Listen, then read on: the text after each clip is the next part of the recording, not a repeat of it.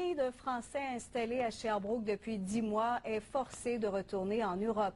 Le père de 5 enfants n'a pas réussi à dénicher un emploi malgré ses nombreuses démarches. Ces immigrants reprochent au gouvernement de vanter le Québec à l'étranger, mais de n'offrir aucun soutien. Les explications de Geneviève Saint-Denis.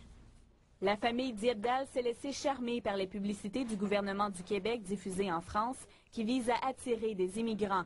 Le couple et ses 5 enfants quittent l'Europe en juillet dernier pour s'établir à Sherbrooke. Les grands espaces, Voilà. surtout. C'est ça qui nous a attirés. Et la délégation du Québec qui voulait aussi faire venir des francophones. La famille s'achète une maison. Le père, qui a 15 ans d'expérience comme camionneur, a bon espoir de trouver un travail rapidement.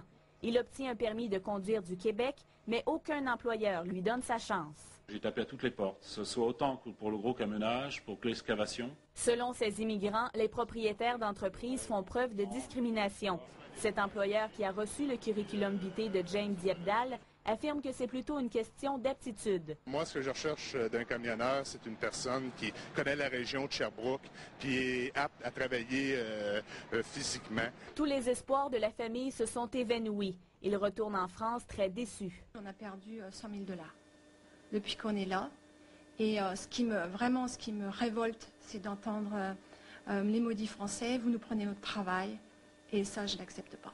Leur cas n'est pas unique. Cette Française est aussi sans emploi. Elle reproche au gouvernement de ne pas supporter les nouveaux arrivants.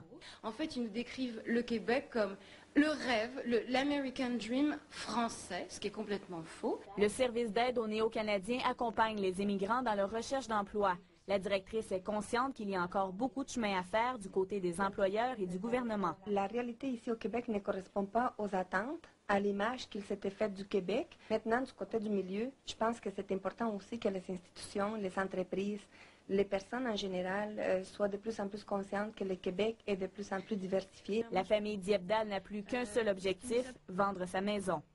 Geneviève Saint-Denis, TQS, Sherbrooke.